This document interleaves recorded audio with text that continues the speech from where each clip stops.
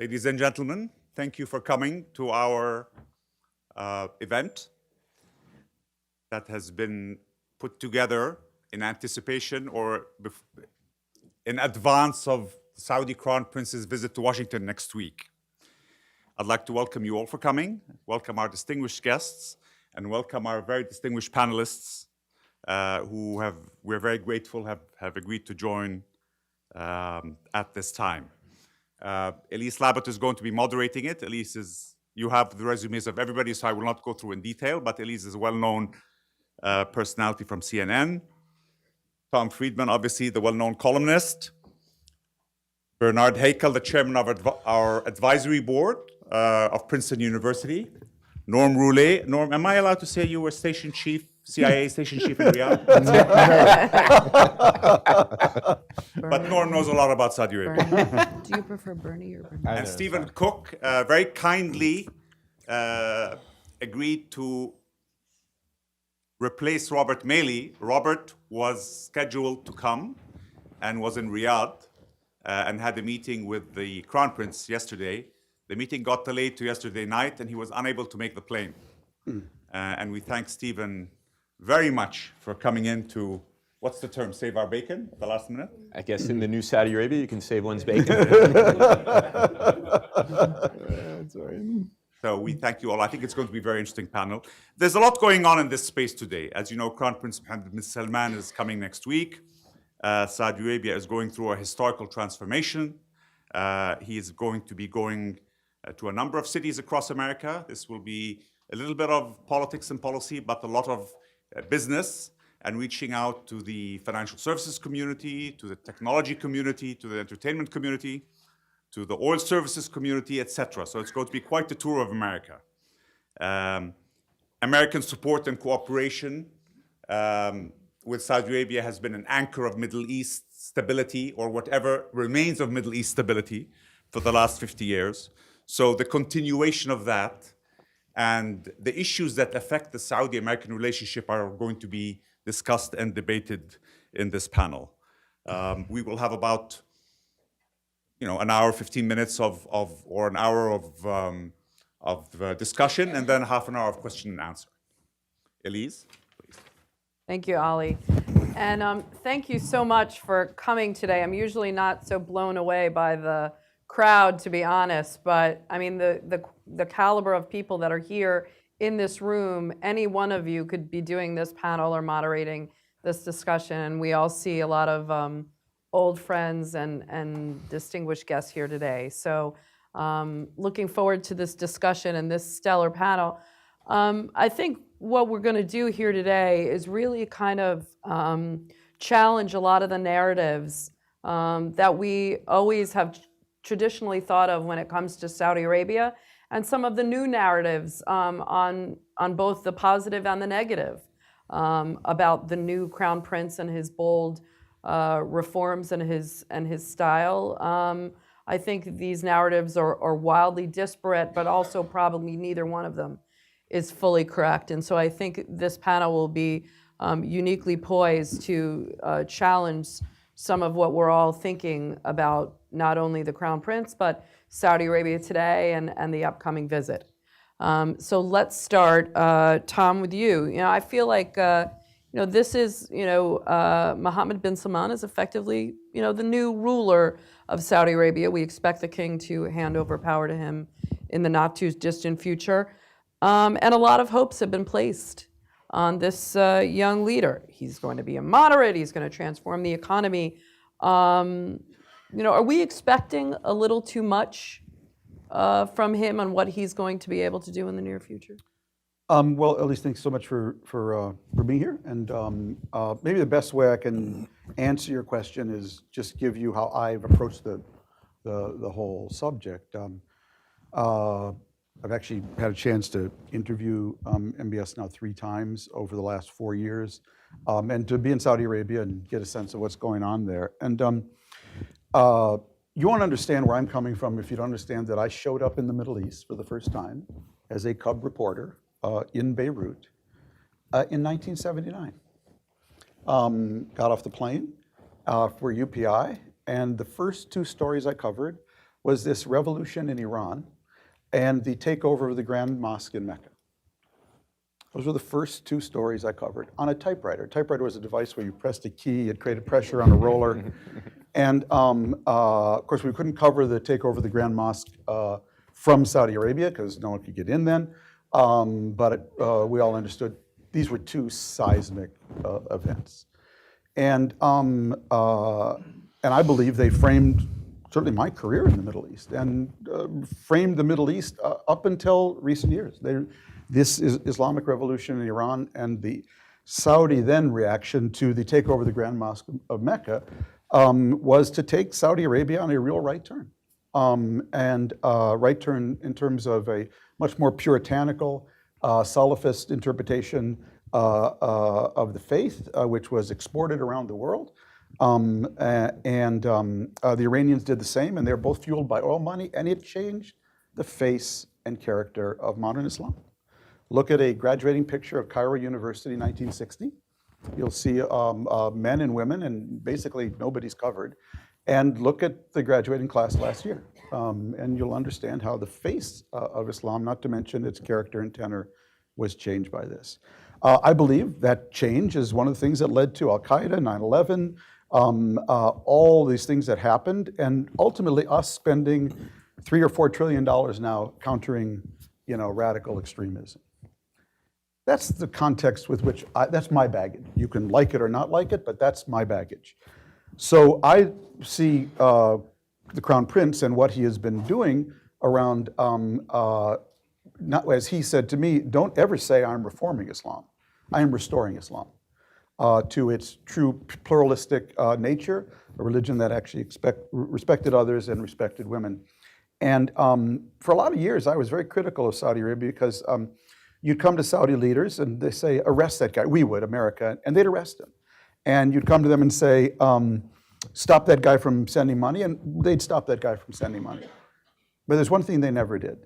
They never fought the war of ideas against the Al-Qaedas. They never took them on ideologically. And what has interested me is the willingness of Mohammed bin Salman to do that in his own voice, and then to empower others to do it.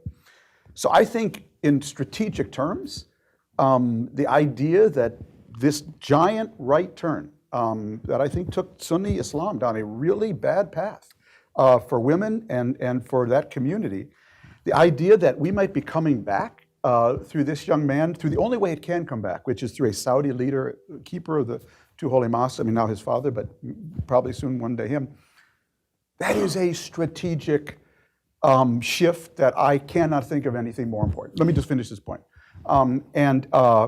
That to me is a huge upside. And at the same time, I think he has a huge downside. The same boldness that makes him willing to take on that challenge can come out in bullying, bullying foreign policy. It can come out in a power and money grab at the Ritz-Carlton.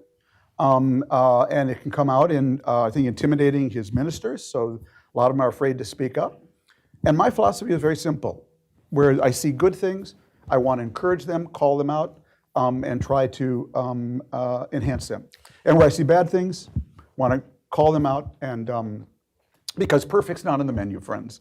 Madison nor Jefferson are in line to succeed King Salman. Well, so yeah, that's where I come from. We're going to get to that Jeffersonian Democrat in a dish dasha. Tom, you write, if Saudi women are this is if you haven't read it, last week Tom wrote a memo to the president on Saudi Arabia from the would-be ambassador, if there was one, which there's not, which is another panel. You write, if Saudi women are empowered, which will be fully true only when the rules of, quote, male guardianship over them are lifted and the kingdom becomes a more normal, connected, and productive society, Saudi Islam will naturally become more moderate and inclusive. Given how Saudi Arabia sets the tone for Islam globally, this will isolate extremists and empower moderates everywhere. It's huge. You are usually more cynical about the power of one man to transform a country, let alone a region. And so I have to ask again, the bold moves notwithstanding, and we agree that they are bold, are we placing too much pressure on one man to be able to not only transform his country, transform a region, and Islam at large? It's a very good question, Elise. And yes, we are, in part because he is himself, and if you read on in that article, I know you did, it's one of the points I made. His team is way too small. He needs to institutionalize this. He needs to broaden it, and part of broadening it means also allowing critical voices in, not arresting intellectuals. It's allowing, I don't expect a democracy to break out there tomorrow, but unless these reforms are rooted in some kind of more open political context, if it's just reform from the top down as opposed to authoritarianism from the top down that he's replacing, if it's just top down, if it is not anchored, I think in a more empowered and open society and a broader team with institutions, it will fail. Bernie, let's get to the foreign policy part of this in a minute. Steve, obviously the Crown Prince has a lot of power. And if you talk, if you're reading a lot of what's coming out of Saudi Arabia, and you were there and you talked to Saudis, it seems as if there's a real appetite for this kind of transformation.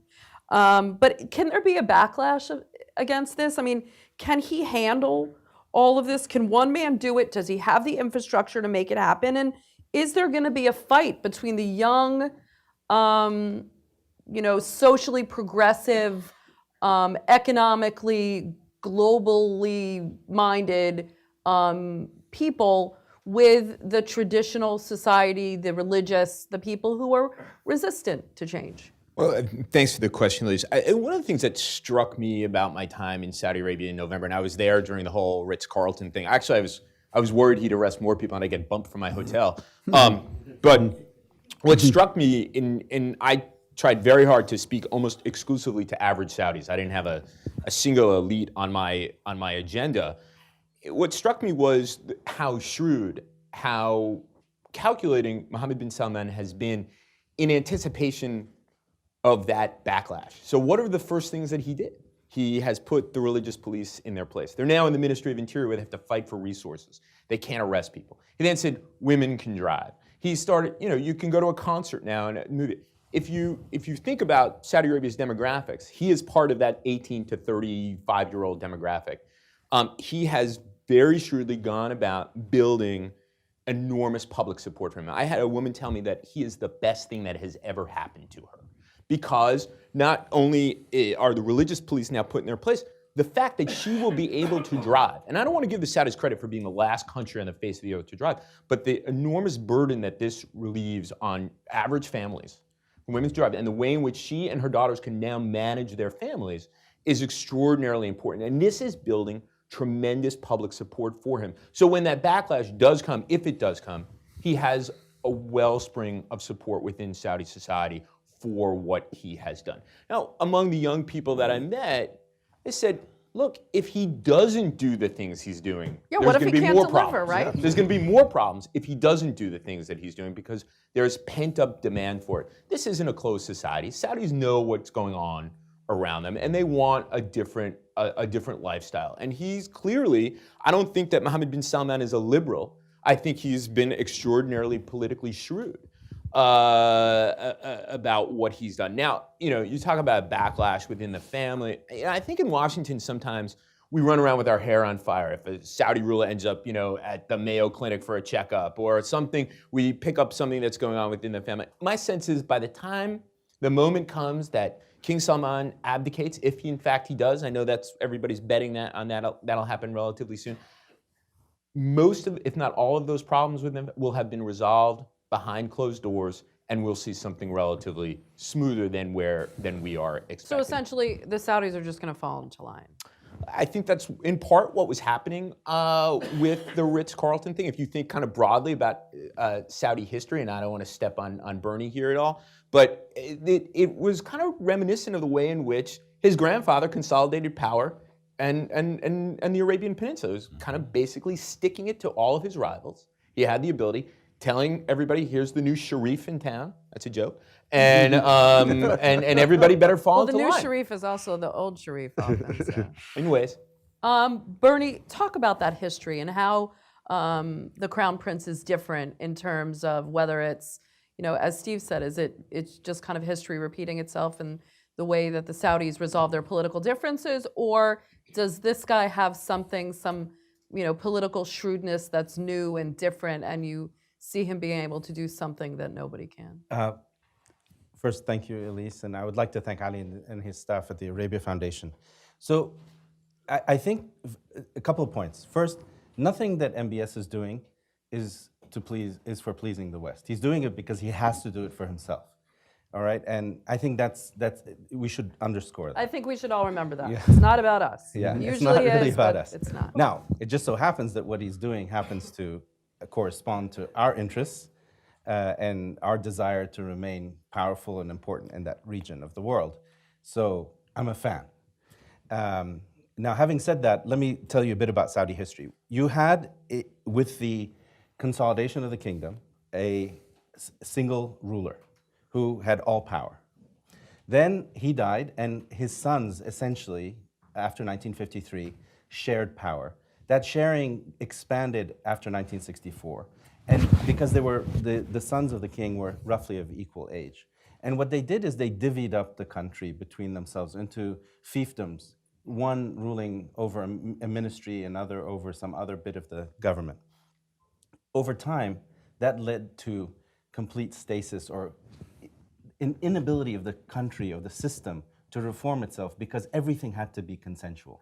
And by consensus, I mean unanimity, like they all had to agree. And that meant that nothing happened. And so the hand that MBS has been given is a really poor hand, actually, because all the reforms that should have happened have not happened. And he's been in a Tesla, and he knows what's coming down the pike. And he knows that oil is going to lose its value over time. So he has a very short span of time in which to change and move this place, move the country, turn it around. And that's why he's in a hurry. It's not just his youth. He's in a terrible hurry because he knows that if he doesn't change, that country is headed, and was headed, certainly without him, to disaster. It was going to hit a wall in a very bad way. And ladies and gentlemen, the alternative to the Al Saud are Daesh in Saudi Arabia. Okay, it's ISIS. Is it really an either or? I think so, because they are the most violent and most organized group in the Sunni world today. I mean, it's ISIS or Al-Qaeda or some version of Islamism, okay? And so one has to wish him well, one has to help him, and I agree with Tom, he has a very kind of shallow bench, and he's doing a lot of things all at once. And we need to make sure, especially given what's going on in the region, where you have several failed states, that this state, which is the most important state for Islam and for the global economy, remains stable. And I think that is the challenge that America faces in thinking about MBS. Norm, we had a quick chat right before, and you said a few things that kind of really made me perk up in terms of, I think that a lot of people ascribe their own, westernized views to what he's doing. For instance, we talk about what he's doing with corruption, but, that's not really a very democratic way of locking all the princes up and taking their money. If he wants to reform, are these true reforms, or is this just in a kind of autocratic way of getting his agenda through? Well, there's certainly reforms. It's certainly autocratic. I think he has the title of king or crown prince in his name somewhere, or will be. And there aren't many democratic kings or potentates in the region who conduct affairs in a Jeffersonian, Madison-type style, but most of them have a lot less cash and a much smaller country and a much different set of problems. So it's not quite as loud when it occurs. I think you have to ask yourself, would he have been able to acquire $100 billion from the various princes had he said in a letter to each of them, please return the money? Now, if your answer is no to that, then go to Bernie's excellent points of the imperative that he's got to move very quickly on some severe problems. He needs money. He needs finances. So he's got a choice. How does he acquire the funding? How did they acquire the funding? And what does he do to get it back? I'm not condoning all of the activities. In fact, it's not our place in some ways to condone the activities. And if I can throw in one more comment, we often talk about MBS. So I have met him a number of times. I've been to the kingdom a number of times. His bench is small, but it is not non-existent. And in my old job, my job was to task people to write on things and to do things. And there's a whole lot of really smart think tankers in the room. So I'm asked to task you all to say, can you write a piece that doesn't have MBS in it? Can you talk about his economic advisors, his security advisors, his military advisors? Not every decision comes from this man in that polity, but we talk about it in our world as if he is the only juggler there. And if Saudi Arabia fails or succeeds, it's going to be on the skills of the jugglers on his left and right, not so much on him. He will not be able to run the whole country.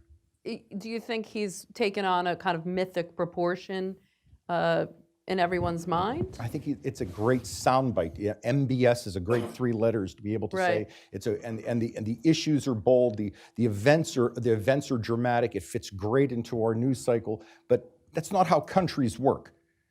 When Crown Prince Mukran was removed, when Crown Prince Mohammed bin Nayef was removed, what was the response in country? Now there was a step-by-step progression through this. And when we talk about the absence of consensus in Saudi Arabia, I would just ask this group, raise your hand if you've been in an inner circle meeting in Saudi Arabia. All right, so none of you actually know what consensus is in Saudi Arabia, other than people saying there isn't consensus anymore in Saudi Arabia. That doesn't sound like reliance on data and analytics in the most rigorous way. So I think he's building consensus, but it's very different with an entirely new group of people with whom we may be unfamiliar. And a final footnote, and I will. Well, just back to the same question: is everyone putting too much pressure on the? I think so, and I think we're also pushing for too much change too quickly. Were I the Saudis, the one thing I would ask from the West would be patience. Patience, and by the way, the recognition that some of this is going to fail. And when it does, their response to that failure will tell us how the process will succeed in the end, or what other challenges they will face. Tom had brought up, that he's chipping away at the Islamic extremism in Saudi. Does this mean the end of Islamic extremism in Saudi, given his social reforms? Do you see it playing out like that? And, what about the kind of Sunni extremism in Saudi Arabia? Does this mean it's going to, all dissipate? I would think you don't think that. Is this to me? I'm sorry? Yeah. I think you have to look at events in Saudi Arabia in a broader regional context to understand the imperative. There are 3 or 4 things happening in front of us that need more attention. Terrific unemployment throughout the region, massification of education, and terrific unemployment. There's a war on political Islam. Can we have peace in the region with Izzuddin Qasim brigades, Hamas, and the Iranians? We have the war, the rollback of Iran. Is that possible, and how are they changing the region? We have an aging leadership in 10 or 11 different key places in the region. The Saudi solution to this, which will include how they handle the Medina and Mecca and their role in the region, in the world, will either raise the region or, candidly, if this doesn't succeed, and I believe it will present the region with its most terrific challenge. Steve, let's get into these bold moves on the foreign policy front. Starting with the Lebanese prime minister. There's also obviously what some would call his adventures in Yemen. That there's been a lot done to end the conflict there. Is the Crown Prince and his military advisors, as Norm points out, are they spreading themselves too thin? Well, one of the things that's striking to me about the decision-making in Saudi Arabia right now is how I think deft they've been domestically, but almost incompetent on the foreign policy front. Yemen is clearly a black stain on Mohammed bin Salman. It's a humanitarian disaster of extraordinary proportions. I think the impulse was a good one. There was a perception about Iranian influence in Yemen. But in fact, much of what the Saudis have done in Yemen had become a self-fulfilling prophecy. Allegedly, an intervention there to prevent the destabilization of the Arabian Peninsula, to contain Iranian influence, and in fact, that intervention has created the dynamics where you have a deepening of Iranian influence in Yemen. The situation with Qatar, how much benefit has that brought the Saudis at this point? The Qataris have not folded. They have found a way to manage going forward. That may not matter to the Saudis and their partners, the Emiratis, but it certainly has complicated things for the United States. And again, Mohammed bin Salman and his advisors don't have much to show for it. They have a stalemate in between them and one of their small but yet important neighbors. In Lebanon, I've heard Norm say before that there really wasn't much of a choice for Mohammed bin Salman to do what he did with regard to that was the hand that he had to play. But again, it doesn't seem to have brought tremendous dividends to the Saudis in Lebanon. So I think that these moves, I think there's the impulse may be right, but execution hasn't been very good. I think the adventure in Yemen is a function of the way in which the Saudis perceive the United States in the region and our retrenchment in the previous 8 years and so far the first year of the Trump administration. But again, it doesn't make for a successful effort in Yemen. Maybe they'll be successful going forward. But again, this is one of the wealthiest countries in the region pouncing on one of the poorest countries in the region and creating a humanitarian disaster that we would be focused on if not for Syria. Tom, let's unpack that a little bit. First of all, in the region, what is, in your view, and then Bernie, I'd love you to jump in, what is your view behind these kind of adventures overseas? Is he spreading himself too thin? But more importantly, is it really about countering Iran? Everyone, again, I think we all kind of boil it down to they're countering Iran's influence in the region and this is the big threat. Qatar, is it about, they're with Iran, or is it about, Qatar trying to spread its wings on the international stage and them not liking that? What is behind this rationale? Well, again, if I go to 30,000 feet, I would say the two biggest strategic events happening in the region is Saudi Arabia's and MBS's moves on Islam, which would reverberate throughout the region and throughout the world. And the other is that Iran today controls effectively, indirectly, 4 Arab capitals. That's a huge strategic change in the region. They effectively control Beirut, Sana'a, Baghdad, and Damascus. And so even paranoids have enemies. And by the way, I'm just struck at the imbalance in the press coverage. How many people do you think the Iran-Russia Bashar Assad axis killed outside of Damascus in the last 10 days? In East Ghouta. Yeah, I mean, a few. A few. The asymmetry in coverage, because we tend to cover what we can, so we can get into Saudi Arabia. So we'll write about all this stuff going on there. The fact that Iran has completely perverted the democracy in a country that I still hold near and dear, Lebanon, created a government inside the government. The fact that they've mobilized mercenaries from Afghanistan, Pakistan, and Central Asia to fight alongside Assad's regime in Iraq.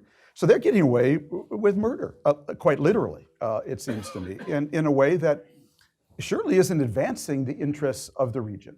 I'm no fan of Bibi Netanyahu, but what the hell is Iran doing on the Israel-Syria border? What is that about? So I'm troubled by that because I'm also not anti-Iranian, but what are you doing there? What have you done to advance the region? So you got this terrible problem. The real truth is, and I've written this before, the peace process we need most in the Middle East is between Sunni and Shia, between Iran and Saudi Arabia. And unless you go back, to me, the mother of all peace treaties, the Ta'if Agreement, no victor, no vanquished, and the minority gets overrepresented, you will never solve Lebanon, you will never solve Syria, you will never solve Iraq. And these two powers, Iran and Saudi Arabia, will literally drain each other. They will literally drain each other by constantly chasing one another. And what I worry about for Saudi Arabia is Iran has 40 years of experience of fighting with proxies. They wrote the book. They literally wrote the book. And Saudi Arabia has no experience of that. And Qatar is 300,000 people with $300 billion trying to project power. It's boys with toys, and it's really not going to change this region. And so call me naive, but unless there is some way to find some modus vivendi between Tehran and Riyadh, so both these people can turn their energies inward, because two things are going to happen in the next decade. First of all, if you've been following my column, Mother Nature is going to kill them all long before they kill each other. I promise you that. Okay, when you see what's going on in terms of drought, water shortage, etc., and if Mother Nature doesn't finish them off, then robots and artificial intelligence will.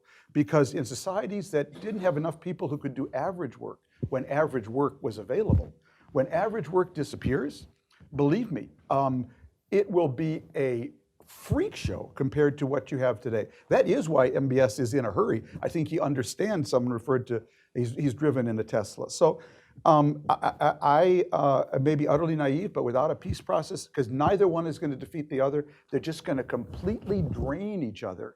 And then the Chinese or whoever will come along and bury them. But that will be how the story ends. I want to get a little bit deeper into Iran in a minute, but just to kind of finish up on the Qatar issue. What is behind this? Okay, I mean, you talk to the Qataris and, you talk to the Emiratis and the Saudis, and everybody has a, different view of, is it really about these 14 points that the Saudis and the UAE and the others say that Qatar has to adhere to? Or is it, as Tom says, boys with toys, and this is really, they're not going to make a really consequential? What is with this beef that does seem to be kind of distracting from some of the bigger problems in the region right now, which is Iran, actually. I will answer that question, but your earlier question was about his foreign policy adventures and whether they were failures or not. Firstly, we've been fighting in Afghanistan since 2001, and we have yet to solve that problem.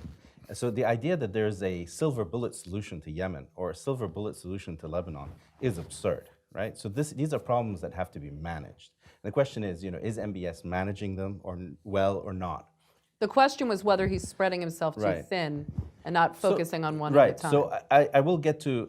Let me answer the Qatar thing. But on the foreign policy, I think he has been remarkably successful when it comes to President Putin, and you can see this in a series of production freeze agreements and other things that are coming down the road. And he's also been very successful with the American administration. So those are successes.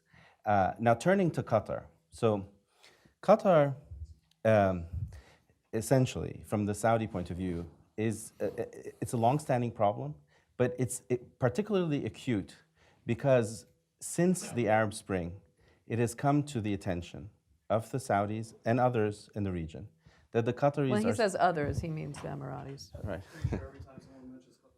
Other Well, you're in the front row. Yusuf. The Qataris are basically funding all the Saudi dissidents in overseas, in London, etc. Every one of them.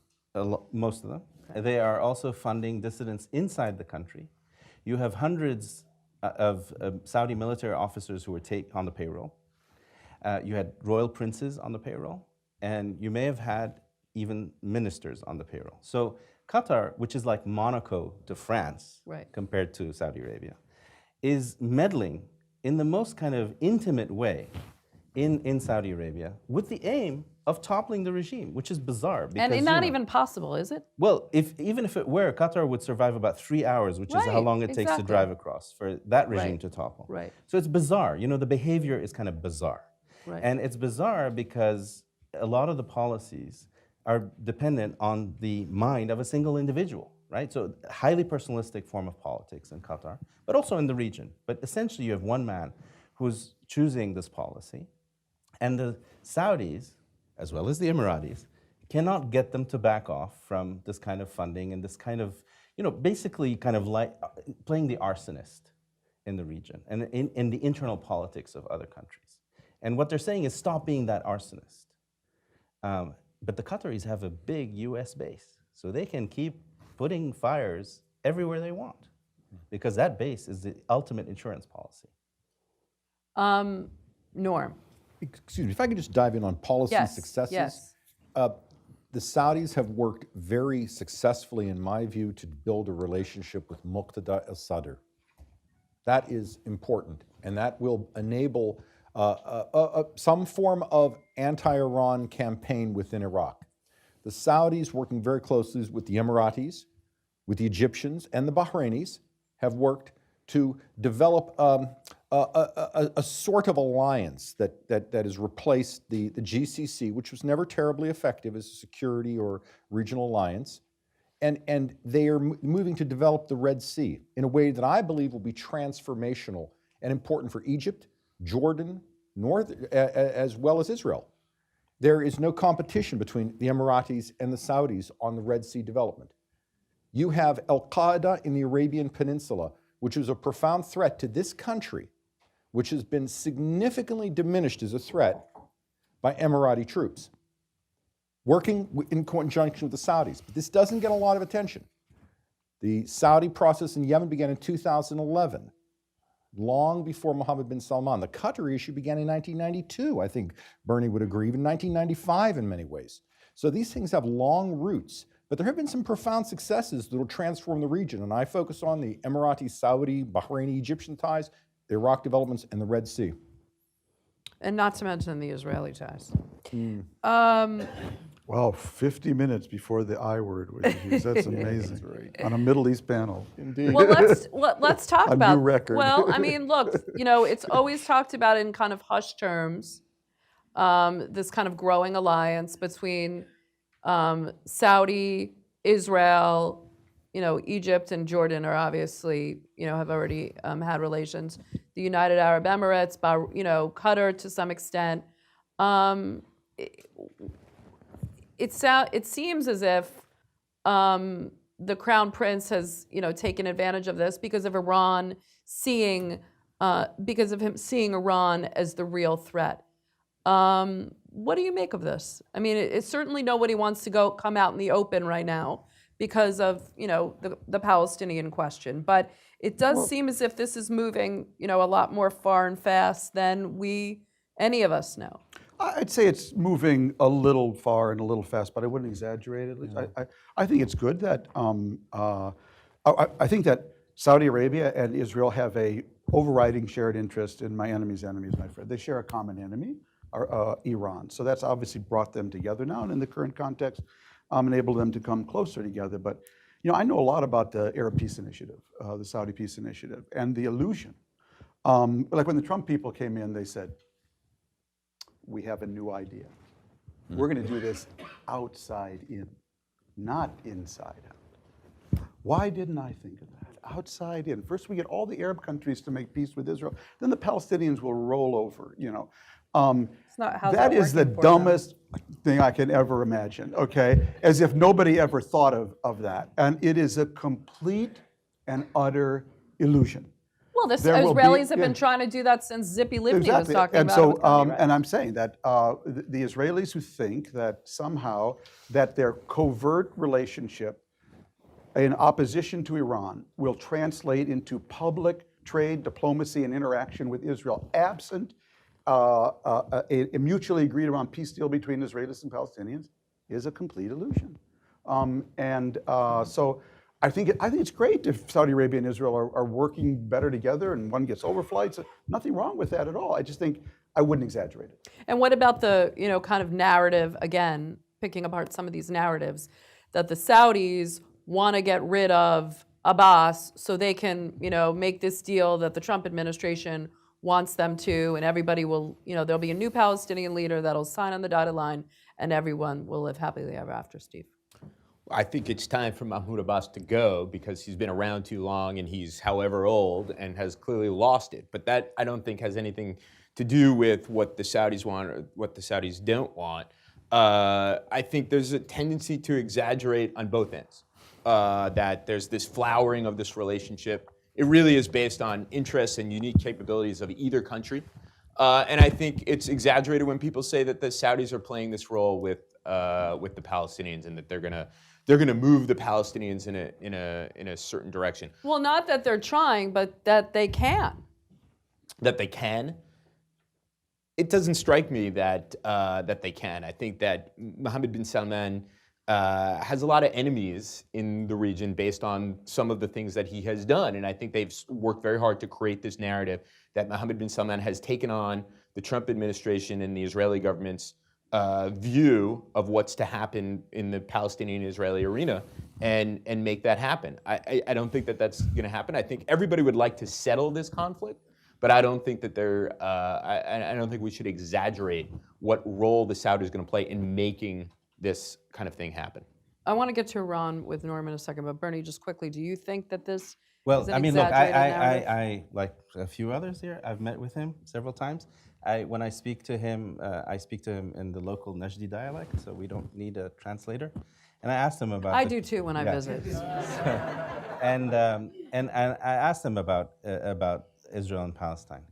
So look, he does not have a discourse. He doesn't speak like a traditional Arab leader, which is to say, it's all about Palestine. We can't do anything here domestically until we solve Palestine. So there's none of that with him. There's admiration for the technological prowess of Israel, no question. That he would like Saudi Arabia to be technologically right. like and that. the potential Right. of economic ties. But he is extremely clear that there is to be no normalization ever until the Palestinians are satisfied and get their state. Without Palestinian approval, he will not move. Because he's not stupid. He knows what his street is about. He knows how his own people feel. And he's not going to be ahead of his people. And to expect him to be is just a recipe for failure. He's just not going to do it. Norm, let's talk about the Iranian nuclear deal and how now the Saudis are having discussions with the U.S. about nuclear capability. Should the kingdom be allowed the option to eventually enrich as Iran? I mean, there's so much going on right now with, the U.S. is talking to Saudi Arabia about some kind of nuclear, obviously everyone wants the gold standard that, again, our friend has over here.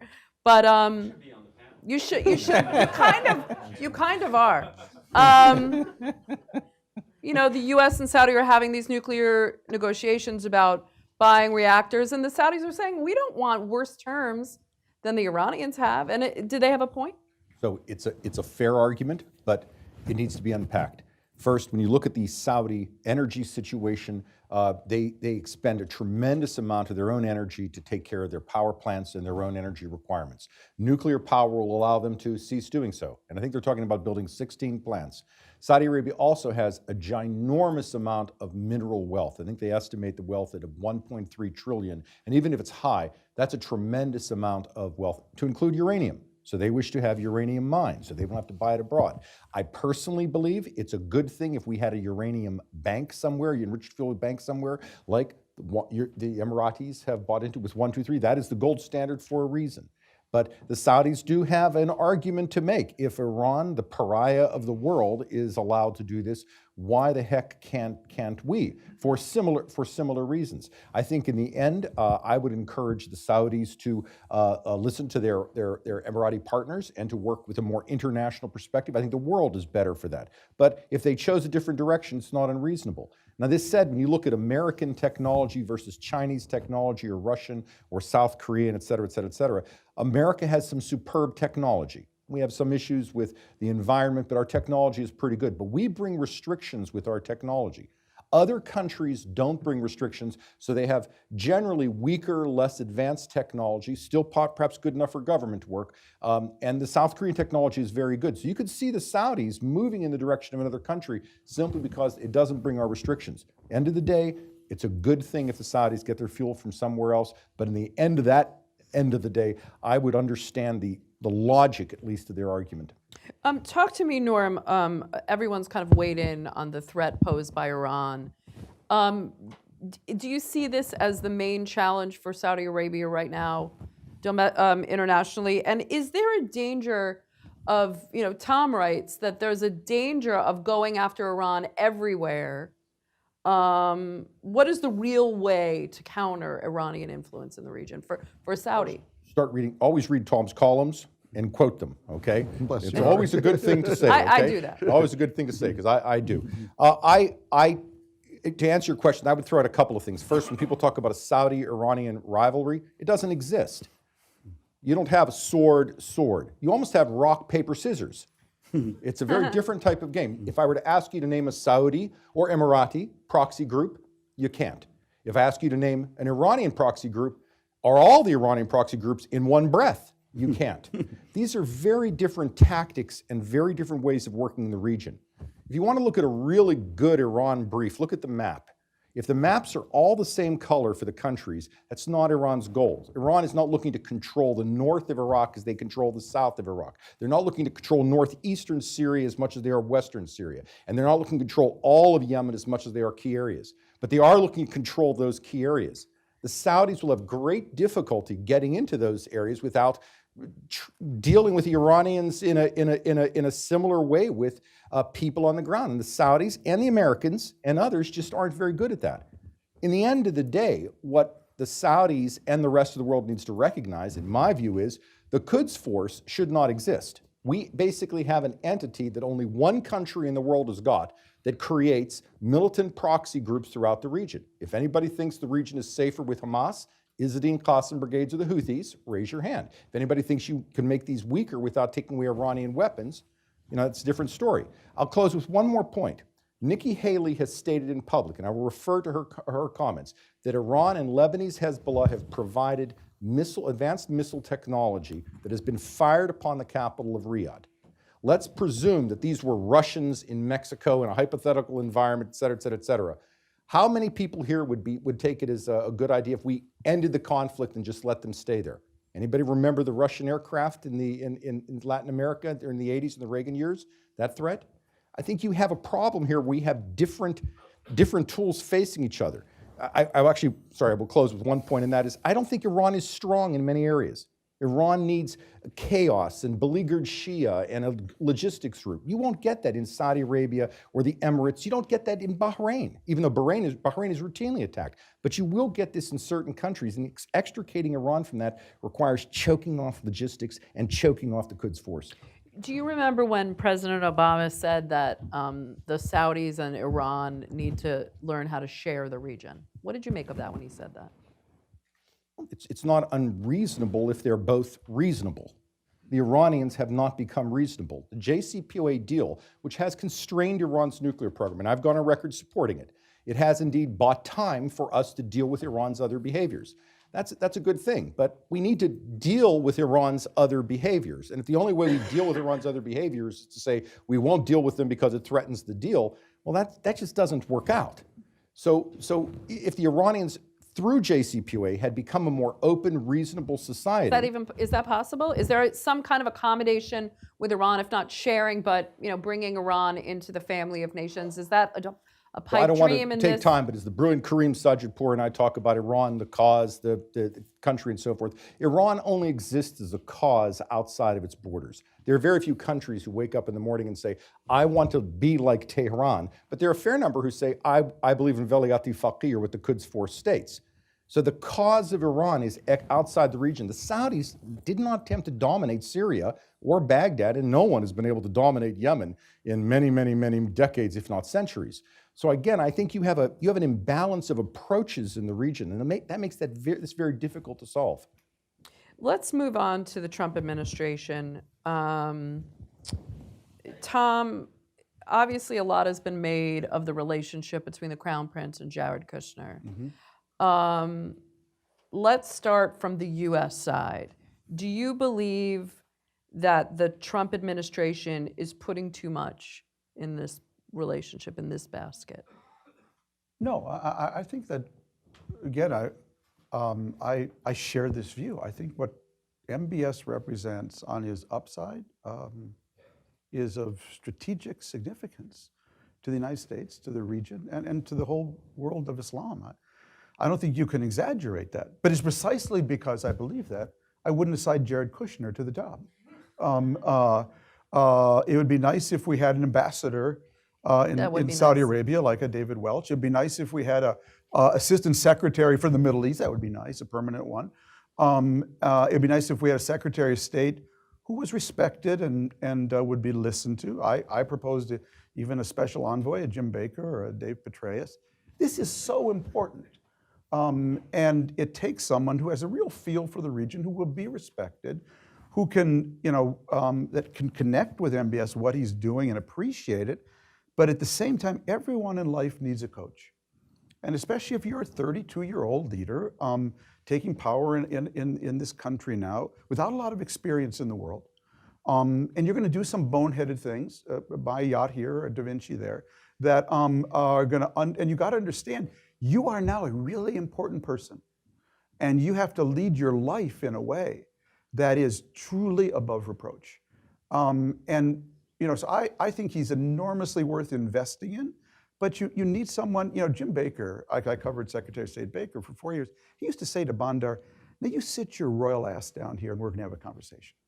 Okay, that's what you need, ladies and gentlemen. This is not like, you need someone who can talk to him as an equal, but with respect, and where he knows that we really want him to succeed. And not just one person, but to not even have an ambassador in Saudi Arabia. When it's going through, I think, the single most important transformation since I showed up in Beirut with that manual typewriter in 1979, is irresponsible. There's this kind of feeling that, look, it's the two sons, I mean, the reason that, it's, the family, and this is very tribal, and that's, what the Saudis like, and I think that's one of the reasons maybe that President Trump assigned Jared in the beginning. But do you think they're taking advantage of his relative youth and inexperience? I use relative in quotes. I don't really know. All I know is he does seem you to can't be just walk leaning into the towards their middle. You can't worldview. just walk into the middle of this story, out of the New York real estate scene, not knowing any of the characters, not knowing the language, not really knowing the history, without getting played, one way or another. And it's not enough to stay up till 4 a.m, talking about whatever you're talking about. This requires a sustained, not one visit every 6 months. Where boys, get together and with boys. It requires an adult engagement as equals, with a serious American diplomat and administration, with a very serious and incredible opportunity of this, young crown prince, and to assign it to your son-in-law. Look, look at this Arab-Israeli thing, just by example. You know what happened. Abu Mazen came to Trump and said, Mr. Trump, for you, because you are a great man, for you, because you are a great man, we will accept 95% of the West Bank. Because for you, because you are a great man. Very kind of him. And then Trump got on the phone, called Bibi, and discovered that was 95% more than Bibi was ready to give up, okay? So, I could have saved him the phone call, I could have saved him the whole thing, you know what I mean? Right.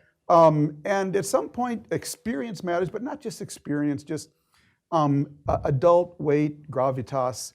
Take the issue and assign it the importance it deserves.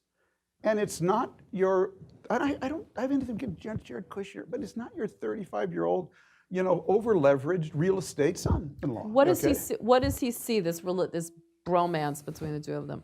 You've been with him. What does he see in this guy? I mean, I think MBS's answer is, you elected this guy, and this is the person you've sent to me, and that's who I deal with. Is he playing him though? No, in what way? When you hear Jared Kushner's point of view, it does seem very much like MBS's. Well, I think that's. But there's a you talk to Saudis and you talk to others in the region, and they say he listens, he wants to know our point of view, but it seems as if in this kind of mentoring role, he's now taken on the point of view of of his captors. Well, look, I don't know Mr. Kushner, but I can assure you that as a good friend of Bibi Netanyahu's, Kushner that is, that MBS and Kushner do not share the same view on Israel. Certainly not. So there's a lot of daylight there. Do they see eye to eye on Iran? Do they see eye to eye on how to fight terrorism? Do they see eye to eye on mutual investment and opportunities in each other's countries? Very likely. But I think the challenge for the US, and I think Tom is right, the real challenge for the US is to be able to help the Saudis build capacity, build experience, build real institutions. Because that is what that country needs more than anything else. And then ultimately, yes, also bring in outside voices, bring in voices in Saudi Arabia, certainly not lock up critics who are talking about the economy or, there are lots of things that need reforming. And I think if I can sum it up in one word, it is about capacity building. It is about institutions and capacity building.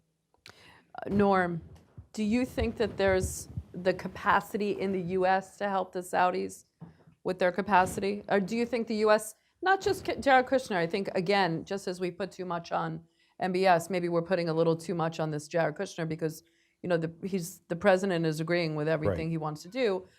Is the Trump administration being played here? So the hard answer, yes, of course there is. They have had armies of the finest consultants in the planet from the United States and other countries in Saudi Arabia, talk to them about modernization reform for a couple of years. These are extremely serious people, all in the private world. You've had our military engage, CENTCOM, the Pentagon, and others with the Saudis for a couple of years. These are very serious people. Likewise, I have read in the newspaper, our intelligence community deal with the Saudis for a number of years on security issues. And I would suspect, based on the positive views I've seen in the newspaper, that has been a successful and an important relationship. Now, when you made the comment, and it is often said, so I know you're repeating it, that is MBS repeating Jared Kushner?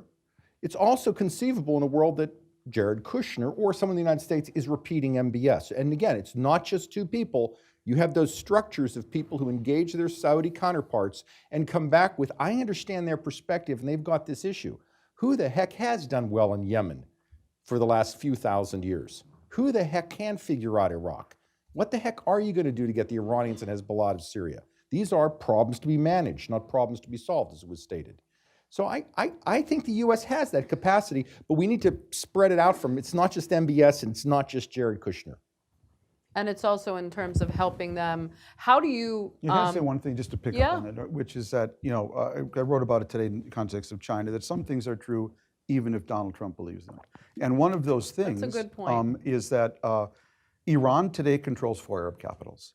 Now, again, if you're sitting in Saudi Arabia and you're surrounded by this thing, even if you want to follow my advice, which is focus on reform at home, out-reform them, soft power, that's a real problem. And somewhere along the way, we have got to find a way to use American power, not to go to war with Iran, but to counterbalance that power, to create the space, maybe the opening for a dialogue. A dialogue will never start if one side feels it's got the gun of another to its head.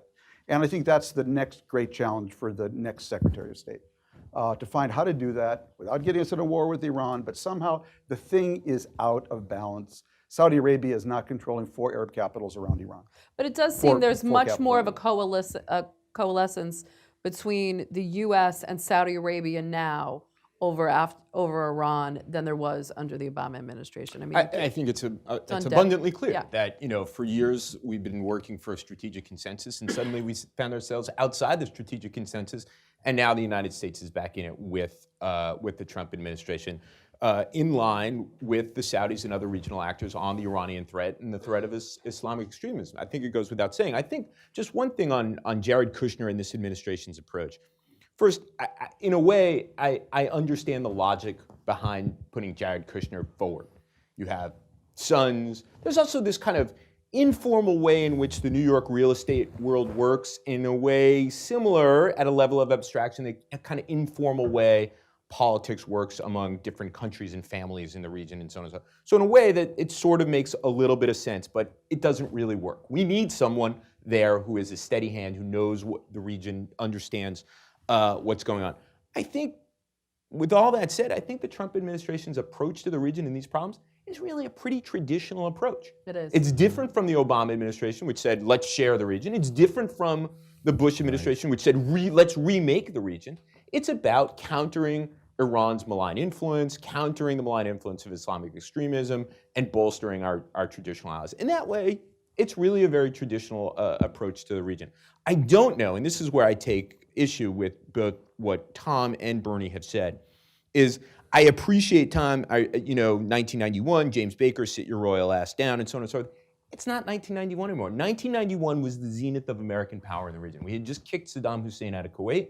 We could drive politics in the region and politics in other countries. It's 2018. A lot of these countries, we say something and they say, yeah, whatever, we're going to go ahead and do what we want anyway.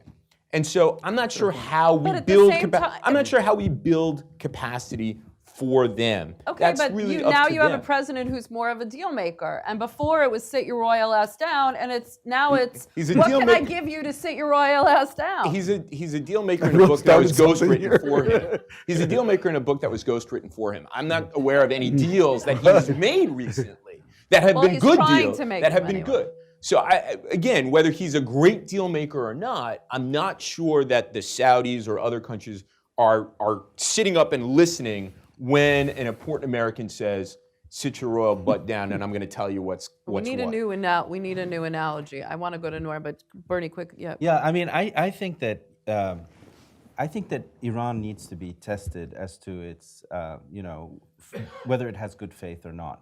And I think a good place in which one can do that is in Yemen, because Yemen is really not important for for Iran at all, right? It's just there to irritate the hell out of the Saudis, whereas it's strategically very important to Saudi Arabia. So if a deal can be struck there, which is where I think the two sides can probably most likely meet, then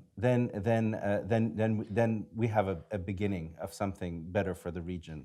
And I think we should test it, and I think the next Secretary of State should push for that. I think it's very, very good advice. Bernie, Bernie's always Bernie, right, what, but it's not right. what choices does he have in Here's Yemen? the issue. Here's the What issue. choices It's does absolutely Saudi right have in the way to Yemen? do it.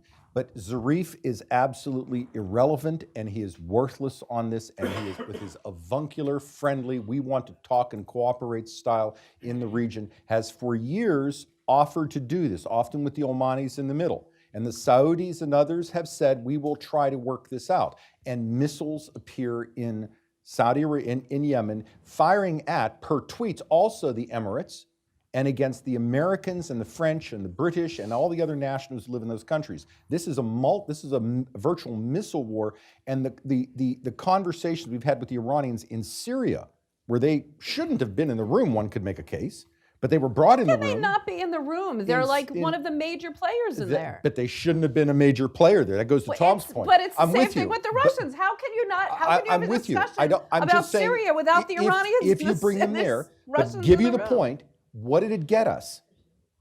What did it get us with all of the conversations with Zarif and others? So he's right. This is how the world should You work. should test them. You Well, should test them. and I we've would tested not- them on Yemen, I- and we've tested scares Syria. We need a new version of the test, or we're just going to give more time for the Quds Force to build infrastructure and more time for Zarif to say it's the Saudi, Emirati, fill-in-the-blank fault.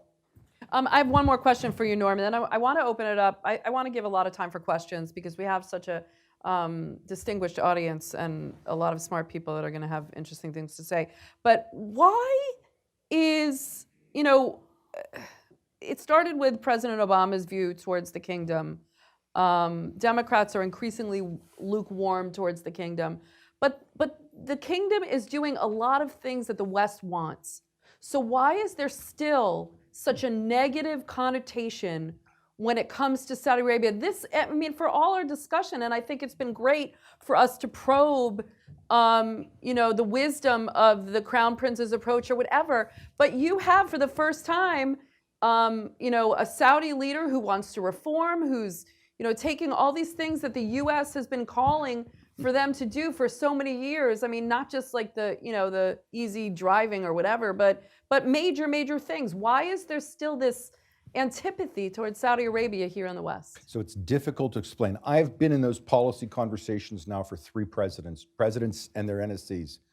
And if someone had said we had a Saudi leadership which would push back on Iran, give women greater rights, but work to privatize the country and foreign investment, reduce reliance on expatriates, get away from oil, fight their own wars, not to the last American, work with their Arab we would have said, by the way, get a little closer to Israel, we would have said, holy cow, what do we have to do to get this? Well, we have it. We actually have it. At the same time, there are those who are invested in the hope that perhaps Iran's demographic change and the potential of Rouhani, which I'm not very sanguine about, I confess, it might be destroyed by a Sunni Shia confrontation of some sort.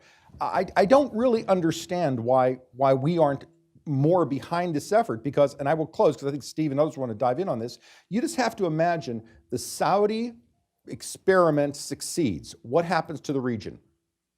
The Saudi experiment fails. What happens to the region? All right, where do you want to be? That's a conversation in my view. Steve, what do you think? Why is there this?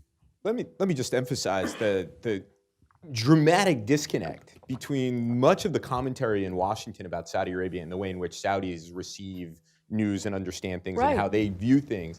And quite actually, for a visitor, while many of these things were going on in those kind of critical 2 weeks, it was very hard to process it while I was sitting in Saudi Arabia.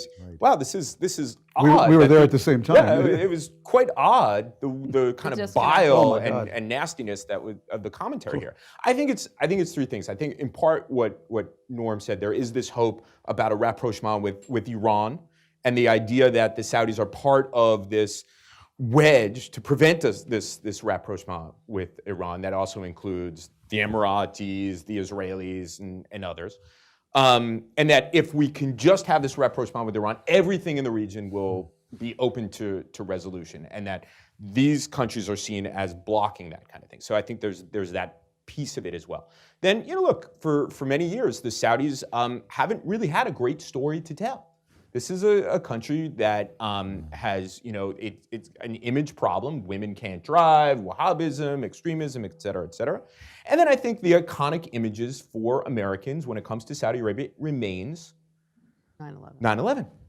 And 15 of 19 hijackers. Now, when in talks that I give, when I talk about Egypt, in fact, and I say how Al-Qaeda was really an Egyptian organization with Saudi financing, people are slack-jawed about this. I think, and I think it's going to take time and a lot of effort on the part of the Saudis to alter that. And I do think that they have a good story to tell now. There's a lot, as Tom said, there's a lot of downside. There's a lot of problems. They're stuck in Yemen. There's all kinds of things. But at least internally, there is a flicker of hope for the future of Saudi Arabia. And we certainly don't want to see it. But as far as I can tell, they haven't really done much to frame that narrative here in a way that's compelling to people, that it doesn't just look like propaganda. It doesn't just look like hired guns. It doesn't seem authentic. Tom?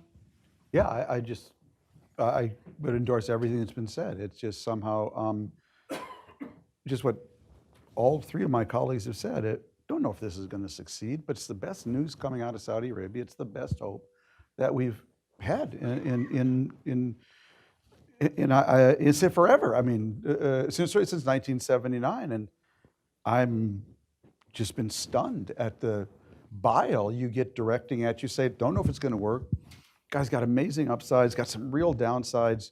I'm going to really like to work on the upside and the downside. And wow, you just it's I could get less bile if I came out in support of the NRA. Okay, I have a completely out-of-the-box explanation for this. Go for it. I think that, and it's one word, it's Islamophobia.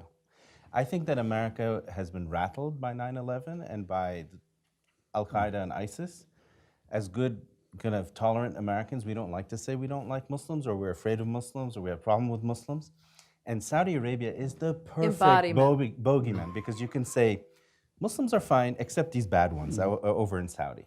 And we got into the habit of constantly saying, Muslims are fine, but except these guys in Saudi.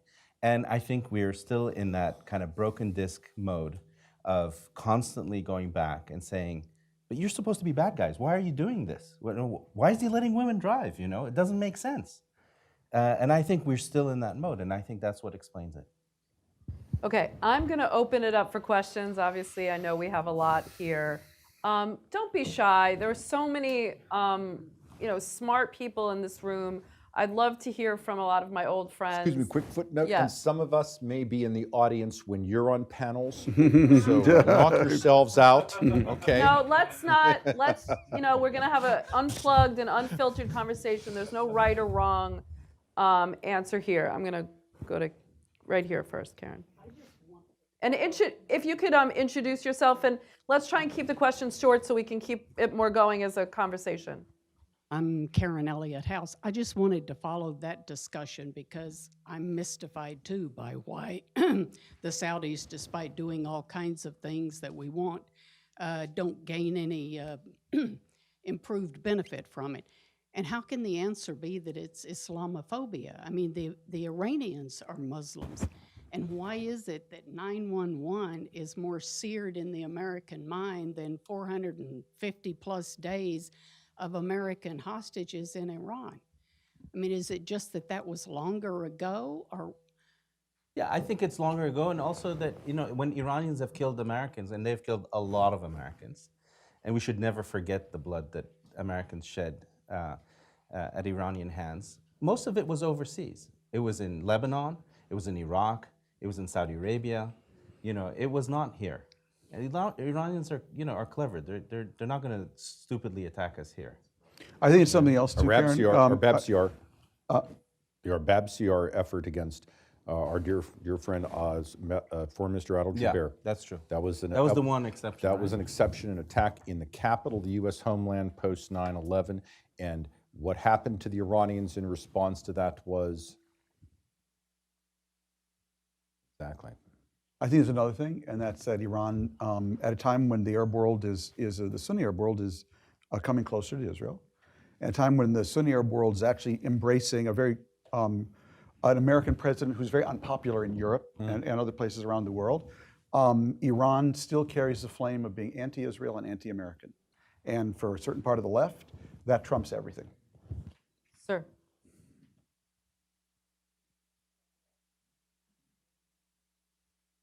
Thank you. A wonderful panel. Walt Cutler, former Foreign Service. I just want to get to the title of this great Arabia Foundation seminar. What do you expect from the visit? We have a highly publicized visit before us next week. Is it beyond just mutual hand-holding, or do you expect some decisions to be made regarding these uncertainties? Norm. I think the most important thing that can come from this visit is the establishment of new relationships.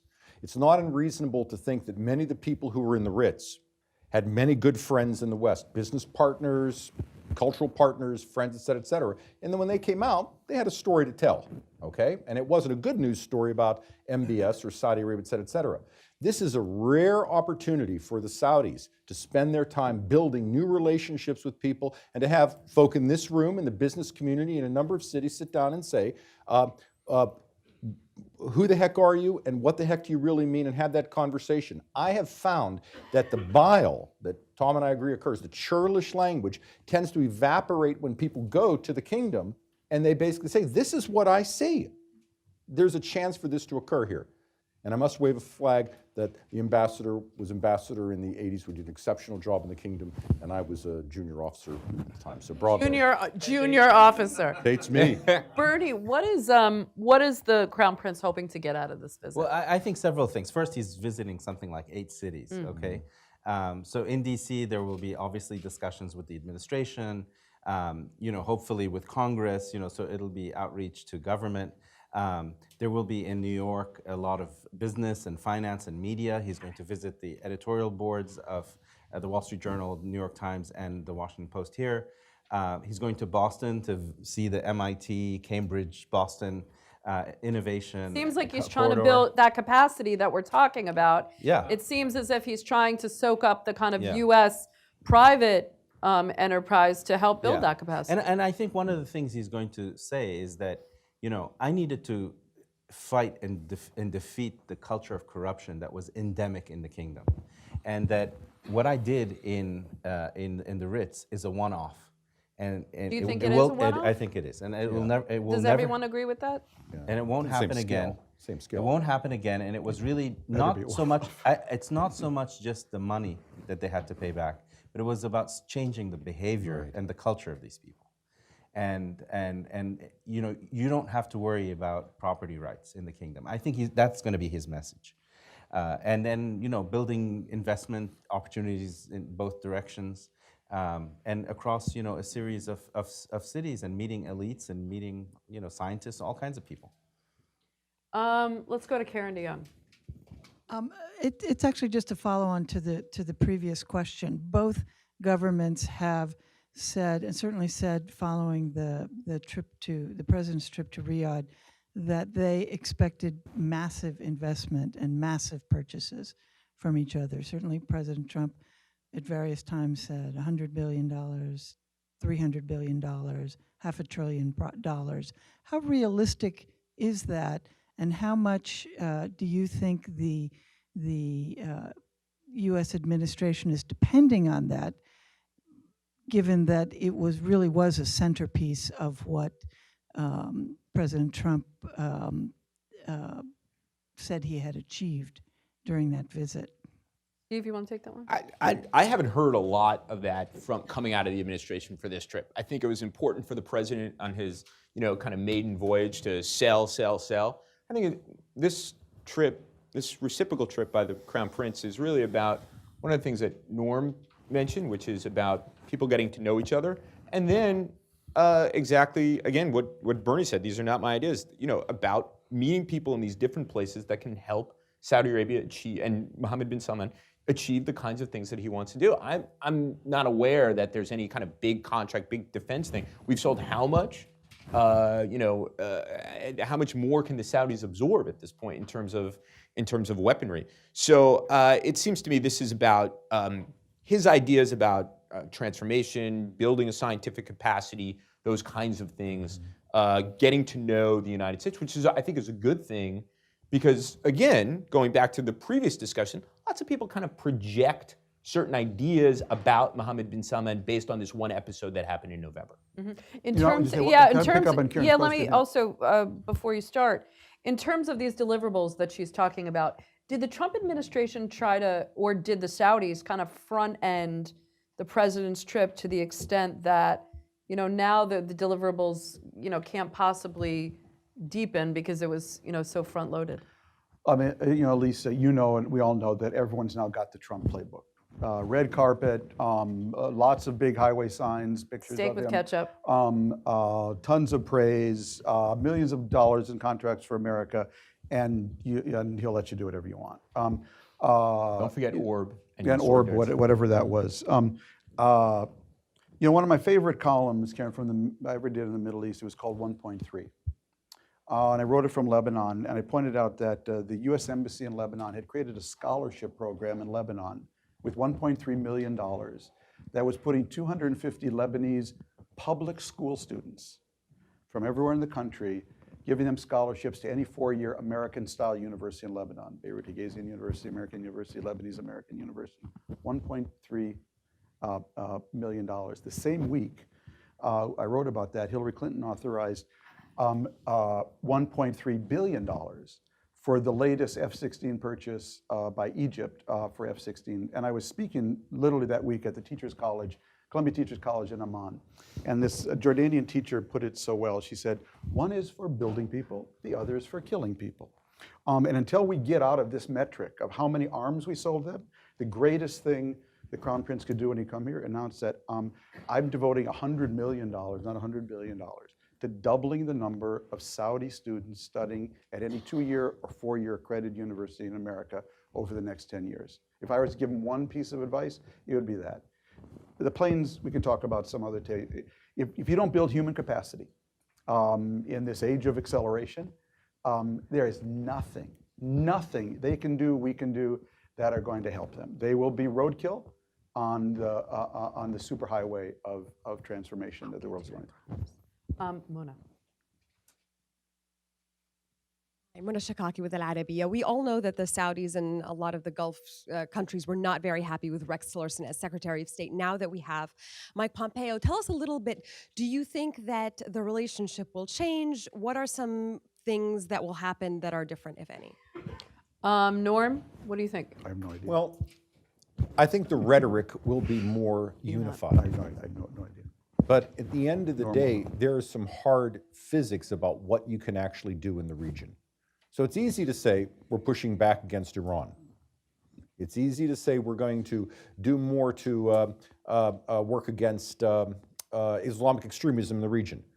But truth be told, it's not as if there's a cigar box under someone's bed that says great ideas and things we could do, but we just didn't want to do it because we were too lazy. This is going to be a hard, long-term approach by all the countries in the region. What I think is important, and I think Secretary-designate Pompeo will be very good at this, is I think he's going to be very clear with states I would anticipate, such as Qatar. Knock it off with funding Islamic extremists. Is it really imperative to have a television station that insults everybody in the region except the Qatari royal family? I think those types of conversations will be had, and I think that's important for the region to hear this so that it can knit itself back together again.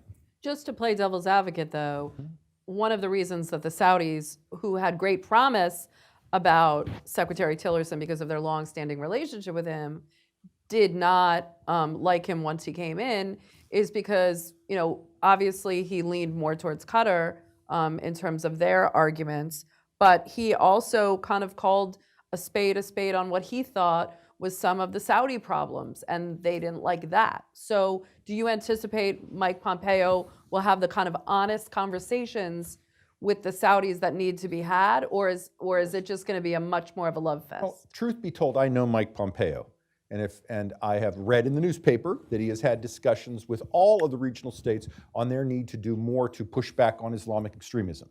All right, that's a conversation you want him to continue to have with the Saudis. Or about and others. Yemen, or about Yemen. But again, in Yemen, what do we want the Saudis to do? Do we want the Saudis to leave because do you think the Iranians are going to leave and the Quds Force will be there? Does anybody think it's good to have the Iranians on the Bab el-Mandab, which has about 15+% of the world's trade going through every day? I mean, you don't want, do you want peace in Yemen so that Quds Force planes can fly in as they do to Damascus? I mean, these are hard questions you have to talk through in your discussions. But I am convinced that Mike Pompeo will do this. But more importantly, I think the rhetoric, I think, will be unified. But at the end of the day, I'm not looking for any dramatic steps because those steps are all very hard and require physics, mechanics, infrastructure, money, people stuff that it's hard to come by. Okay, sir. Mohammed Yahya, I'm a Saudi analyst. My question is about this notion of a Saudi-Iranian rivalry in the region, one that's rooted in sectarianism. Saudi Arabia has long operated in the region as a nation state within an established order. Iran has worked to overturn that order, and it has largely succeeded since 2011. My question is there really a power struggle between Saudi Arabia and Iran? Is Iran in Iraq and Syria and Lebanon in order to reclaim dominance from Saudi Arabia? Even in Yemen, I would venture to say, are the Iranians there to spite the Saudi Arabians as the seat of Sunni hegemony or as clients of the United States, or as perceived clients of the United States? To what extent is control of Bab el-Mandeb and the ability to use that as leverage against the West driving their actions in Yemen? The same can be said about the Fifth Fleet in Bahrain. So this idea that there needs to be a modus vivendi between Saudi Arabia and Iran, or there needs to be a grand bargain between Saudi Arabia and Iran, seems a little bit problematic. I've done 6 track tours with the Iranians over the past 2 years. And after each one, the consensus that's reached is that there's not much to talk about to the Saudis. What drives the IRGC, what goes on in that planning room, is an urge to uproot this perceived Western imperialism and Western influence in the region, and not to reclaim dominance from Saudi Arabia. So my question is, how do you go forward from a setting like this? Great question. And the problem, I think, with this narrative is that it removes the West and makes the Western isolated and remove third party. And that's a big obstacle. Yeah. Oh, well, I've actually made a number of points. One of them is that Iran is occupying 4 Arab capitals. That's a serious problem, needs to be counterbalanced. And I understand that. Don't think Saudi Arabia is quite as innocent about projecting power regionally through other mechanisms, through schools and whatnot, as you might suggest. So I'll push back a little bit there. But I'd pick up on Bernie's idea. I could almost imagine if we could pull off the kind of sophisticated policy that Norm's alluding to. It's on the one hand, we use this moment around the Iran nuclear deal to really push back on the Iranians publicly, forcefully, that we're not going to sit idle as this happens, and then secretly open a dialogue. Say, you want to get along better? Well, let's have a test case in Yemen. Okay, so I think it's got to be that kind of combination. But there is no parallel in terms of literally occupying for other countries that Saudi Arabia is doing right now. I totally agree with that. So I take your point. Pick up on that? No? Okay. Said Arakat. Thank you. My name is Saeed Arakat. I'm a Palestinian journalist. I want to ask about Mr. Trump's deal of the century. Next week, when he is meeting with the Crown Prince, it is insinuated around town that he may take the opportunity of that meeting to reveal his deal of the century. What are the chances that the Saudis are on board? What do you think what are the chances that that might happen? Thank you. Okay. What do you think? I just don't believe in the deal of the century. I could imagine the Trump administration coming out with a deal that gives Israel more on the West Bank than anyone's ever discussed, maybe 90%. I'm just tossing this out on one side, and actually gives Palestinians a foothold in East Jerusalem on the other, something they never, Israelis never imagined. So I could see something like that, but I just have a hard and fast rule about that conflict, and that is that it only puts a smile on your face when it starts with them. Is this an empty suit, though? I mean, I'd just say that if it doesn't come out of the idea that we actually need Jared Kushner, David Friedman, and Jason Greenblatt, that we've been waiting for these three Orthodox Jews to figure out this. None of us had figured it out before, and they are going to do it. Bibi Netanyahu, with the aid of binoculars, can see Abu Mazen's office from the Prime Minister's office, literally. I mean, and when they want to find each other, boy, we can really amplify it. We can do the catering. We can do everything. But if that core thing isn't starting with them, like at Oslo, like at Camp David, I just think it'll just be another one for the dustbin of history. Isn't this an empty suit, though? I mean, they're not talking to the Palestinians.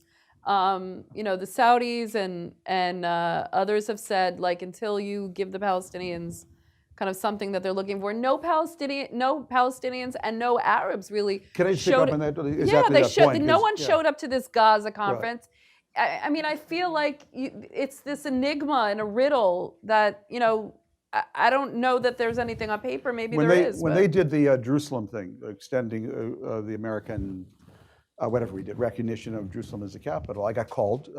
This was like a rare event for me from someone in the White House, saying we just did this, and I said, oh, that's really interesting. What did you get? What did you get in return? And the line was silent for about 30 seconds. Then I got to go to my next call. You know what I mean? So now imagine Trump, the great deal maker, had come to Netanyahu and said, look, I'm actually going to give you something you really want, a recognition of Jerusalem as the capital of Israel. And in return, you're going to put a freeze on all Israeli settlements outside of the blocks. Dead freeze, not another nail. Indefinite. Okay? Just a dead freeze. Then you go to Abu Mazen, you say, look, Abu Mazen, no, you're not going to like this, but I got you something no American president has ever gotten you. Then you come home and Trump says to Obama, I got something you never got. And instead, we gave it away for free. We gave away the greatest piece of real estate we had in our diplomatic arsenal for free. That's called the art of the giveaway. Having that also followed, giving away what I think was the single stupidest act in American foreign policy since I don't know when, tearing up the Trans-Pacific Partnership trade deal, a 12-nation coalition to counterbalance China in Asia, controlling 40% of the US economy based on American interests and values, and tearing it up. The way Bibi clinked his champagne glass in Jerusalem when that happened was only mirrored tenfold by the way the Chinese did it in Beijing. it doesn't seem as if it was taken very well in the region, though. I mean, if you had this openness to trying to help push the Palestinians towards accepting a deal before the embassy, it doesn't seem as if that, kind of warmth towards the idea is there now. No, and my understanding is that this is something that Mohammed bin Salman was taken aback by. Of course, the administration signaled it, but through this vaunted channel between Jared Kushner and Mohammed bin Salman, he was still surprised by what's happening. But I'm not sure it's worth time dwelling on the Israelis and the Palestinians because there's no peace process and there's no peace to be had. There's no two-state solution to be had. Sorry, Said. Next.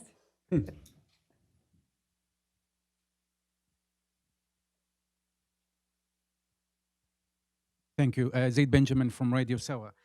My question, you spoke about Qatar as an example of doing problems for Saudi Arabia. And my question is larger than Qatar. How do you see the Sunni divide in the region? I mean, Turkey, for example, not being in the same front Bernie? with Saudi Arabia and fighting with Iran, and also Pakistan, for example. Bernie, do you want to take Yeah, that? I mean, I think that that is a real issue, and it's also, unfortunately, I think it's endemic to the Sunnis. I mean, the Sunnis are more like the Protestants. There's no hierarchy, central hierarchy. It's not like with the Shia, and there are different poles and centers of power. One Arab, the other Turkish, another South Asian, Pakistani, and they don't pull together. And in fact, things are getting worse. Turkey seems to be bent on wanting to recreate some idea of an Ottoman caliphate, which is really, frankly, bizarre. I mean, given how strongly it's emphasized it's being a nation state for decades. It still acts like a nation state when it comes to Kurdish irredentist and nationalist ambitions, so it doesn't act like a Muslim power. The Saudis have an issue with the Muslim Brotherhood. The Muslim Brotherhood are an important component of a number of Arab societies. I don't see how one can completely exclude them. One has to somehow find an accommodation with them as well. So it's unfortunate, and I think what it does is it creates a profound structural weakness in the Sunni world. And I think, in fact, and this is just me speculating, I think that when President Obama was in the White House, he looked at this landscape and he said, if I have a problem with the Iranians or some Shiite militia, there's one phone call to make, and that's to, the supreme leader in Iran. If I have a problem with some Sunni non-state actor, who do you call? Like, what's the address? But what's the difference if you can't reach the supreme leader that you don't know who you're calling in the Saudi world then? Well, I mean, there are ways of reaching the Iranians. I mean, you can make it clear to them that if they take out our soldiers, we'll take out theirs. I mean, there are ways of dealing with them. But ultimately, the point being that structurally, the Shias look very elegant, and because of this monolithic structure, whereas the Sunnis look like they're all over the place. So I just, and this will be my last comment. There's only soft tissue now between Tehran and Tel Aviv for the exact reason that Bernie said. I guarantee if the Shah of Iran were in power now, he would be in that area because it's just soft tissue. But I would just say this, as a columnist for the New York Times, sometimes you're in the right place at the right time, sometimes you're in the wrong place at the wrong time. And last August, I found myself traveling with the head of the US Air Force to visit all our air bases in the Middle East. And I found myself on our first night in Al Udeid Air Base in Qatar. And I turned on the TV, and there was Donald Trump giving his press conference about Charlottesville. And the whole country is aflame about his support for white supremacists, basically, on both. So I'm staring at a blank screen because it happened to be a Tuesday night, and my column was due that night. And I'm in Udeid, Qatar. So I thought, what the hell do I write?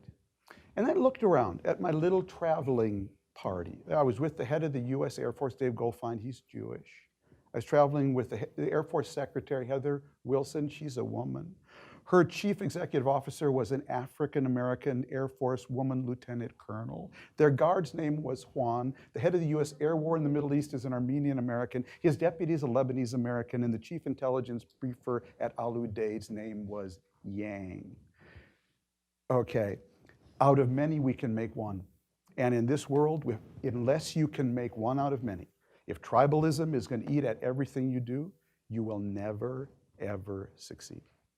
Okay, if you have a question, raise your hand. I'm going to take a quick lightning round of last questions. Okay, we're going to do it really quick, and you're going to be very quick with your questions. We're going to start here, then we're going to go back to Joyce, and then we're going to take these last two right here. Very quick. Daniel Serwer, professor at Johns Hopkins SAIS. I haven't heard a single good idea about how to counter the IRGC. Okay, that was quick. Well, that's not what the panel is about, but whatever. I thank you, Joyce Karam with the National. Two very quick questions. One very quick question. What can Trump offer on the counter-Iran strategy? And is Saudi Arabia, by being too close to Trump, running the risk of alienating Democrats in the U.S.? Thank you, Dr. Haykel, Joyce, to you, come on. what will MBS do on this visit to address this? Okay. Did someone back there have a question? Yes, my question. President Abbas said in a UN speech that he wants an alternative to the U.S. as a mediator. And he said to the Indian Prime Minister he wants a multiple country mediation. Is that possible? All right, I think we might skip that because this is about Saudi Arabia, but if we have time, we'll get to that, okay? 1, 2, very quick, come on. Mark Cadell with Chevron. Has Mohammed bin Salman eliminated all of his rivals? Good question. Walid Abdul Jawad, Sharq al-Awsat. Oil for security, is it still a valid equation between the Saudis and the... Okay, I'm just going to go to all my panelists, take what you want, and we're going to wrap it up. Steve, go. I'll just take the last one. Oil for security is still valid, but it has less to do with Saudi Arabia than anything else. It has to do with getting that oil out of the Persian Gulf to our main trading partners. We don't need Saudi Arabian oil. We get most of our oil from somewhere else, including the United States. But to the extent that we want to continue to have a healthy global capitalist economy, that energy needs to go to South Korea, Japan, China, and other places. Norm, you have any last thoughts? There are certainly ways to push back on Iran in the region, but since I'm staring at cameras and presume somebody in Tehran may watch this tonight, I'm not going to be very expansive. But one good thing to do is to have the Europeans tell the Iranians that JCPOA is not going to be the sum of the entire relationship, and there will be pressures, financial pressures on Iran unless they cease their malign regional adventurism. Do you think that that'll be enough for President Trump to stay in the deal?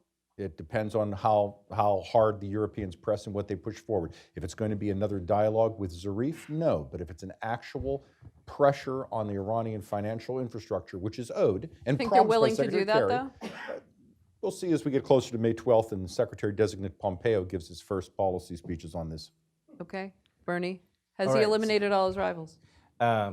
Yes, I'll get to that in 1 second. I just want to remind you of one thing, and I mean, correct me if I'm wrong. The only time the Iranians have ever really made serious concessions to the Americans is when America had troops on either side of its border, in Afghanistan and in Iraq.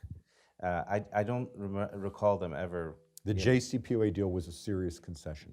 We didn't have troops. Yeah, but they loved that. I mean, they wanted that. I mean, one can say it played in their favor.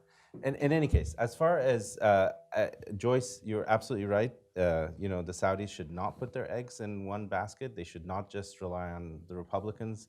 Saudi Arabia and their interests. By the way, this goes for Israel as well. Yeah, should be a bipartisan issue. Both parties should care about what happens in both countries, and it is a mistake to put one's eggs in just one administration's basket. On the opponents and enemies, I mean, I think that Mohammed bin Salman has been able to, with the help of his father, clearly. I mean, without his father, none of this would have been possible. You know, to assert himself in the royal family. I don't think he has any serious challenges from the royal family. He will be unless he's assassinated, God forbid. He's the next king of Saudi Arabia. And no one is going to challenge him from the royals, and I don't think the Islamists will challenge him anytime soon. In the long term, maybe. Yeah, and I think that's it, right? I think that the thing he needs most is opponents. Civil, engaged opponents that care about Saudi Arabia's future, who are welcome to criticize him without being jailed or silenced. I think he won't succeed unless he empowers that kind of decent, friendly, but caring criticism. Does he have it in that, Bernie? To tolerate a loyal opposition? I think not now. Right now, I mean, right Very now. honest answer. I mean, right now, I think that the country needs to move and turn on a dime, and to do that, it's very difficult to do it through open, deliberative politics. But isn't this the kind of open, deliberative society he's trying, or is it not? Is it just a socially tolerant, free of religious extremism? Are we looking for like a, again, like, is it going to be a kind of China model where it's like only the, financial openness, but not the... Hey, but what's wrong with the China model? Looking at it there's from nothing reality, wrong with it. But what I'm good. saying is, is it too much to expect that this is going to be a pluralistic democratic society ultimately, or do we need to accept the fact that this is one king, one ruler, and there may be more religious openness and more social tolerance, but political Let's just opposition. start with decency, heading in a good direction. Before we get democracy, pluralism, let's just decent, respectful of women, respectful of pluralism, and heading in the right direction. And I'll if I live to see that, I'll be happy. And I think, Tom, sort of whispered to say that, Saudi Arabia is not China, and that's true. And I think that in Saudi Arabia, you do have a culture of dissent, of political dissent, and it will have to be accommodated. That's the point. Is that it is too much to suggest democracy, pluralism, but to get to the place that Tom wants to get, it can't be. There has to be some degree of consensus. There has to be some degree of tolerance. Won't be sustainable otherwise. Otherwise, he's going to run into all kinds of trouble. All right, well, that was a lot of great points and good discussion. And again, thank you so much for coming. Thank you to Ali and the Arabia Foundation. Thank you to my panel. Great job. Really good. Really good.